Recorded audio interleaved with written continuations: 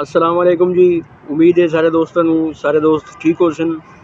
ते अज एक होर नवा मज़ेदार जिहा लतीफ़ा कि मिरासी भी जेड़ा है वो बड़ा परेशान करेंदे न लोकां नूं, बड़ा शुगल लैंदे न, हसांदे भी हैं। ते अज मिरासी नाल जेड़ा ना वो लतीफ़ा सुनाने उस मिरासी नाल जेड़ा हादसा होया वो तुहानूं दस्सने हैं। अच्छा जी, एक मिरासी जेड़ा है ना वो डॉक्टर को लगा गया। डॉक्टर को जिसले गया ना तो उस डॉक्टर को आखे कि जी मेरे दंद च कीड़ा है।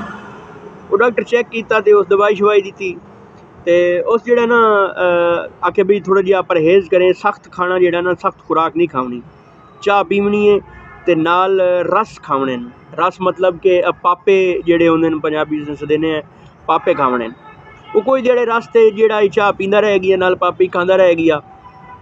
एक ध्याड़ा जेड़ा उस चाह पापे जेड़ा है उस न खादे ते चाह सिर्फ कल्ली पीती और दंद कीड़ा है ना वो दंद चो बाहर निकल के उन्होंने मिरासी नूं आके भेजने होए कंजरा जेड़े हुण रस मुक गया नहीं।